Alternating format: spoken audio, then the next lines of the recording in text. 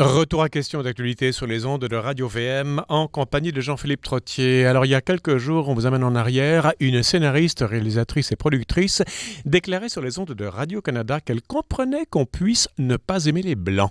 Les réactions n'ont pas tardé. Comment une société d'État laisse-t-elle passer de tels propos quand ils mettent en cause une race en particulier? Au-delà, comment notre culture officielle en est-elle arrivée à trouver cela normal au Québec, au Canada et même en Occident en général? Le point avec Philippe Labrec, chroniqueur sur plusieurs plateformes, dont le magazine Les Affaires, et auteur du livre « Comprendre le conservatisme en 14 entretiens » paru chez Libère.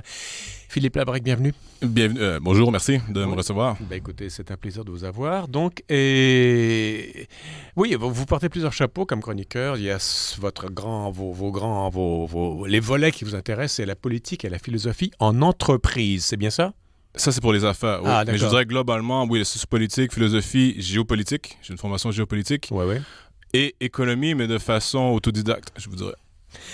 Vous écoutez Radio-Canada, plus que Radio-VM, j'imagine? Je vous soupçonne d'être plus... Non. En ce qui a trait à l'affaire Mara Jolie, j'ai plutôt entendu parler de l'affaire. Ensuite, je suis allé écouter Radio-Canada, mais j'écoute sur la radio, surtout le matin. Donc Radio-Marie, Radio-Canada aussi, mais à 97.7 aussi, là, plus musique. Mara Jolie est cette scénariste, réalisatrice et productrice. Elle était à une émission de l'huile sur le feu, je pense. Exact. Et qu'est-ce qui est arrivé? En fait, l'animatrice Rebecca McConnell lui a tendu une perche, si je peux dire. Oui. Elle lui a dit, à une certaine époque de votre vie, là, je paraphrase ici, vous avez déjà détesté les Blancs. Et elle a dit, oui, c'est vrai, à une certaine époque de ma vie, je détestais les Blancs. L'affaire a fait boule de neige. Bien sûr, certains chroniqueurs s'en sont emparés. Et, à mon avis, à tort, ont attaqué directement Mara Jolie pour ses propos. Donc, on s'est attaqué directement aux propos. Petit bémol, parenthèse. Oui. Si on regarde l'histoire de Mara Jolie, j'ai fait un peu de recherche, en fait, ça s'explique. Je ne l'excuse pas, mais ce qu'elle dit s'explique, et bon, on en a parlé par la suite, tout le monde en parle. Oui. Ça aurait dû être à la fin de l'affaire, à mon avis. Mais on a appliqué la grille d'analyse antiraciste aux propos directs de Mara Jolie, et donc, je résume, on a dit, si elle aurait dit la même chose à propos d'un autre groupe, noirs, juifs, femmes, vous les nommez, les groupes victimaires, tout ça, oui. Exactement, on aurait crié au drame, on aurait crié au racisme aussi, ou ça. Oui. Et c'est la mauvaise grille d'analyse. Pourquoi? Parce que cet antiracisme est plutôt un antiracisme qu'on pourrait dire universaliste, qui remonte, je vais vite ici, là, mais quand même, à la fin de la Deuxième Guerre mondiale. Et on veut mettre fin à l'idée d'une hiérarchie biologique des races. Oui, ça c'était très 19e siècle. Il y avait les Blancs qui étaient au-dessus on de peut la monter à la pyramide, Révolution puis française. ensuite, même Révolution française. Hein? L'universalisme fait partie du républicanisme, tout à fait. Et appliqué à l'idée des races, si on veut, oui, tout à fait, on peut absolument parler du 19e siècle. C'est une forme de darwinisme social qu'on voulait éradiquer. Hein. Absolument. Donc cet universalisme antiraciste, si je peux dire, un peu pris fin avec la chute du mur, avec la fin de l'Union soviétique, la fin du rêve socialiste communiste. En 89? En 89. Pas avec la Seconde Guerre mondiale?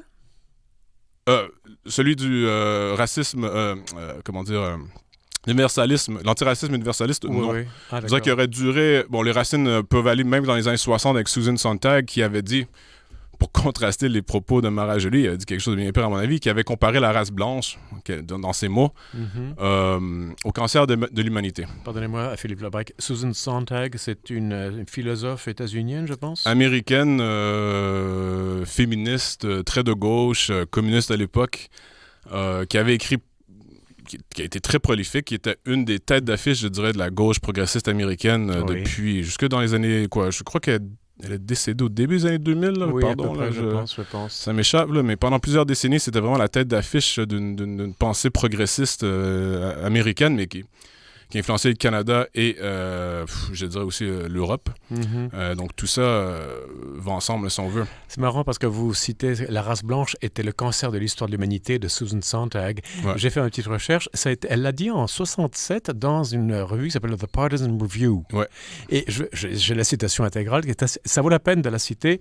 Mozart, Pascal, l'algèbre booléenne, Shakespeare, le parlementarisme, les églises baroques, Newton, l'émancipation des femmes, Kant, Levante, les ballets de bal en Chine, etc., n'absolvent pas ce que cette civilisation particulière a infligé au monde, la race blanche et le cancer de l'histoire humaine.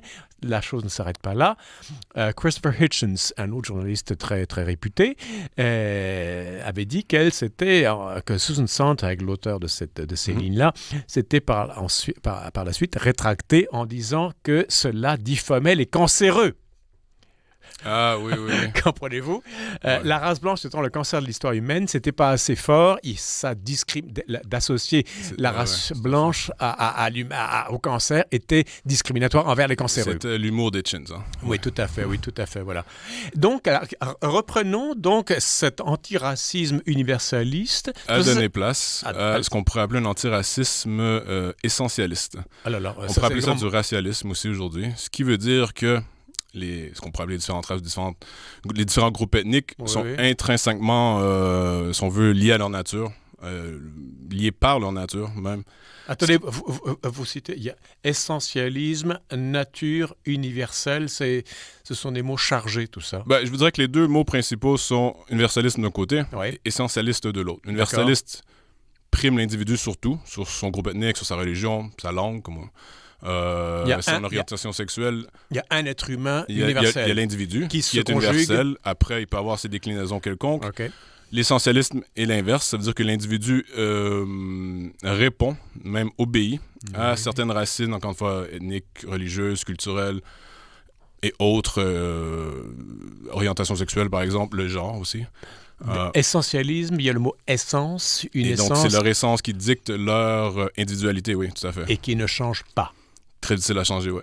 D'accord. Exactement. Donc, on est passé d'un antiracisme universaliste à un antiracisme essentialiste. Concrètement, ça se traduit par quoi? Ça se traduit par... je crois qu'il faut le mettre dans le contexte historique. Oui. On arrive à la fin de l'Union soviétique, ou l'écroulement de l'Union soviétique, la chute du mur début des années 90, 1989 à 91, 92 environ. Oui. Et vous avez, j'aime bien citer, Jean Baudrillard, philosophe français, qui à l'époque écrit... Il compare SOS Baleine à SOS Racisme. SOS Racisme est un groupe qui combat le racisme, bien sûr. Oui. En France, à l'époque, qui est très populaire. Et Baudrillard dit que SOS Racisme, de façon subliminale, appelle à sauver le racisme. Tout comme SOS Baleine veut sauver les baleines, de toute évidence. Donc, Baudrillard joue sur les mots. Qu'est-ce qu'il faut comprendre, à mon avis du moins? Comme Baudrillard le dit, il faut sauver le racisme, parce qu'après la chute de l'Union soviétique, la fin du rêve socialiste, il ne reste comme passion politique que l'antiracisme. Quelle était la passion politique du socialisme, Philippe Labrec? Je vous dirais l'idée d'un monde meilleur, c'est mon interprétation, là, mais de transformer le monde temporel en ciel, en paradis. OK, donc installer le paradis sur Terre. Exactement, oui. D'accord. Ça tombe en 89 avec la chute du mur, l'échec du communisme, du moins dans l'Europe de l'Est et en URSS. Et donc, évidemment, il y a un vide qui se crée, et ce vide... En Occident. En Occident, d'accord. Et ce vide sera comblé par... Je ne dirais pas qu'il serait comblé. Je dirais que le vide laissé par la fin du socialisme, comment dire, doit être comblé. Je crois que c'est le bon mot, en effet, excusez. Mais c'est surtout qu'il ne reste comme passion politique que l'antiracisme. Il ne reste rien d'autre, ou presque. Il n'y a rien d'autre dans la psyché occidentale? Depuis, oui, je dirais qu'il y a des choses qui se sont rattachées, mais ils sont calqués sur quoi, au final? Oui, tiens, justement. L'antiracisme. L'antiracisme que Baudrillard décrit comme essentialiste. Oui. Explique, ou du moins est la matrice, si on veut, de toutes les causes, j'allais dire humanitaires, là, mais c'est pas le mot. Oui. C'est plutôt les causes sociales, comme on dirait, ou l'égalité sociale, la justice sociale, comme on dit aujourd'hui, repose grosso modo sur une matrice qui a été, inventée, ou du moins créée, ou structurée par ce mouvement antiraciste essentialiste. Paradoxalement, il faut comprendre quand même, au début des années 90, c'est pas pour dire qu'il n'y avait plus de racisme, au contraire. Oh mon Dieu, il y en avait. C'est quoi extensif à l'humanité, ça? Oui, absolument. Mais objectivement parlant, l'Occident s'était engagé dans un processus pour éradiquer le racisme le plus possible. Passer une série de programmes. On parle d'éducation, politique publique, on parle même, j'ai envie de dire, intellectuelle et psychique. Oui. Il y avait des campagnes interminables à différents sujets qui voulaient donc créer une génération ou les générations futures qui seraient immunisées, si on peut dire, au racisme. Surtout au racisme, encore une fois, je reviens à la Deuxième Guerre mondiale, mais biologique, si on peut dire, la hiérarchie des races, pour éradiquer cette idée de la pensée occidentale. Mais vous disiez du socialisme qu'on voulait installer par l'égalité, instaurer le paradis sur Terre. Mais l'antiracisme qui veut éradiquer également le racisme, ne vise-t-il pas non plus le même paradis sur Terre, mais avec d'autres étiquettes? Je dirais que oui. L'antiracisme aujourd'hui, ou même à l'époque, s'inspirait largement du communisme. Ça, il n'y a pas de doute. L'esprit du communisme. Après l'analyse dialectique de l'histoire marxiste, je crois que ça, ils ont complètement laissé de côté. Mais l'aspect, j'ai envie de dire, religieux de l'antiracisme, qui ressemblait beaucoup à celui du marxisme à l'époque, il fallait y croire, il y avait le catéchisme marxiste. C'est la même, encore une fois, matrice qui était appliquée ou utilisée par l'antiracisme, comme j'ai dit, essentialiste, donc l'espèce de deuxième vague, celle qui a pris place principalement les années 90 et 2000 jusqu'à aujourd'hui. Philippe Labrec, revenons à ce sujet actuel. C'est Mara Joly qui, sur les ondes de Radio-Canada, dit qu'il lui est arrivé de détester les Blancs. Moi, je serais tenté de dire, elle a peut-être ses raisons et pourquoi pas, mais la question, c'est pas vraiment ça, c'est que comment est-ce qu'une société d'État peut laisser passer des tels propos sans s'excuser, sans se tourner par terre, contrairement à si on avait dit, il m'arrive de détester les Noirs, les homosexuels, les femmes, qu'est-ce que ça. Et je peine encore à voir comment ce bout d'actualité qui a agité l'intellosphère et la médiasphère du Québec s'inscrit dans cet antiracisme essentialiste. Bonne question. Comme j'ai dit, il y a eu une erreur d'analyse au départ. On s'est attaqué aux propos de Mara Joly en calquant la grille d'analyse de l'antiracisme universaliste, en voulant dire aucune race ne devrait être ciblée, aucun groupe ethnique ne devrait être ciblé d'une façon aussi dérogatoire. L'antiracisme essentialiste, en fait, doit carburer au bourreau, si je peux dire. Pourquoi? Donc, il faut simplement parce qu'on identifie qui est le bourreau, on identifie qui sont les victimes. Donc, l'homme blanc hétérosexuel est le bourreau, et puis tout ce qui n'est pas homme blanc hétérosexuel chrétien. Exactement. Et donc, on peut, sous cette nouvelle matrice, dire certaines choses à propos, entre guillemets, de l'homme blanc, sans trop avoir à craindre de représailles. Parce qu'inconsciemment, les gens, surtout l'élite médiatique, Radio-Canadienne peut-être, ont intériorisé, si on veut, cette logique que, en fait, l'antiracisme aujourd'hui passe par la critique de, encore une fois, entre guillemets, l'homme blanc. Et c'est pour ça que Rebecca McGowan, à mon avis, s'est sentie apte à poser une question qui menait à une réponse, on s'en rend compte. Elle a fait ses recherches, je comprends, mais elle s'attendait à avoir la réponse qu'elle a eue. Elle n'aurait jamais posé la même question au sujet d'un autre groupe quelconque.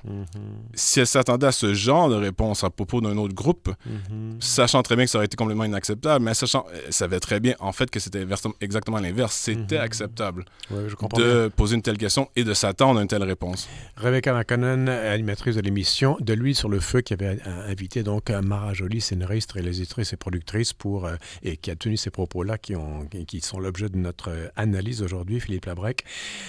L'homme blanc, c'est le salopard, c'est celui par qui le malheur arrive sur Terre, etc.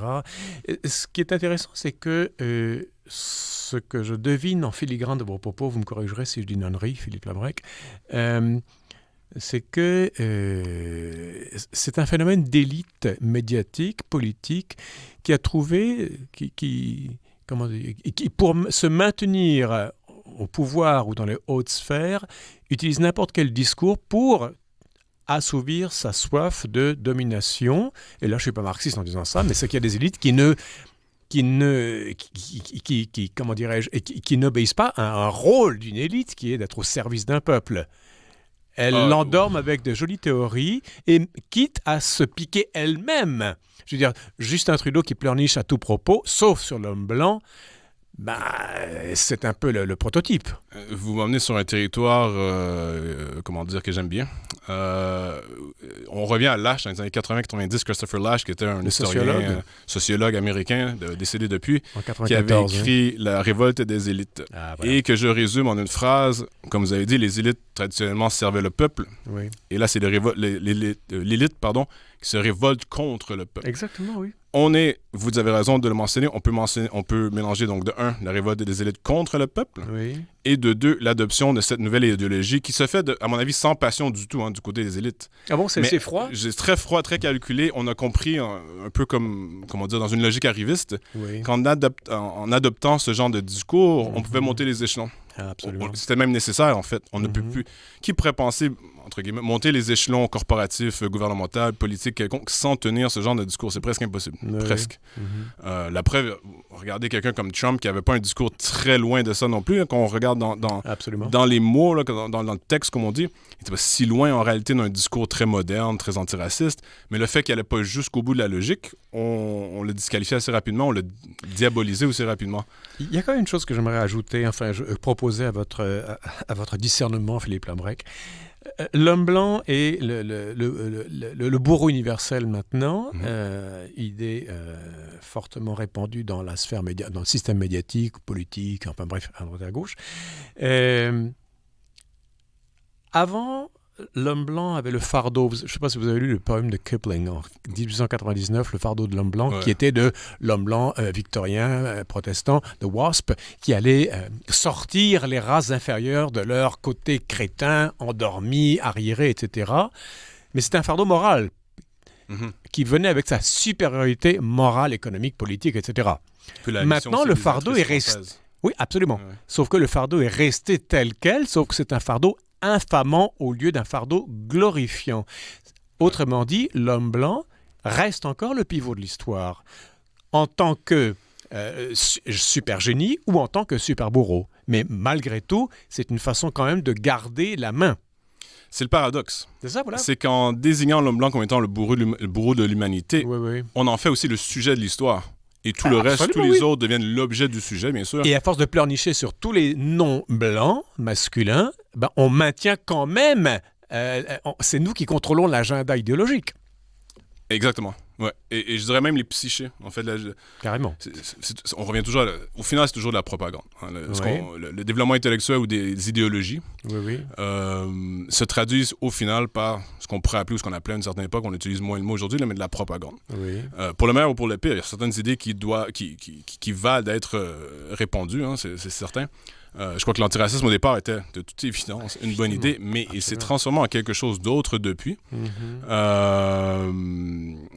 Comment dire, on en est où ce qu'on en est aujourd'hui, où on est au paradoxe, ou dans un moment paradoxal, où l'Occident n'a jamais été si peu raciste, comment dire, qu'elle l'est aujourd'hui. Ça reste raciste, mais on pourrait dire que c'est résiduel, dans le sens où il y a encore des individus quelconques qui le sont. Mais de là à dire qu'on est dans le sud des États-Unis avant la Deuxième Guerre, ou qu'on est en Allemagne dans les années 30, c'est complètement exagéré. Mais si on écoute le discours public, par contre, sans regarder ce qui se passe à l'extérieur, on pourrait se dire que le Canada, le Québec, l'Occident est un enfer. Mais vous ne pensez pas que cet enfer peut revenir à force de taper sur l'homme blanc, notamment l'homme blanc déclassé, des classes moyennes ou basses? L'animal social va se réveiller, et méchamment. Ouais, je crois on se dirige vers une nouvelle fracture sociale pour prendre les mots de Jacques Chirac, je me rappelle bien. Oui, président de France. Dans les années 90. Mais la fracture sociale sera, oui, du côté des classes paupérisées, qu'on disait avant ouvrières. Voilà. Entre guillemets, blanches, qui vont se sentir délaissés de tous bords, tous côtés. Ils n'auront plus le droit de réclamer leur pauvreté comme étant une variable qui devrait leur conférer certains privilèges. Et de toute évidence, tout autre groupe énico-religieux et linguistique peut-être même, pourront.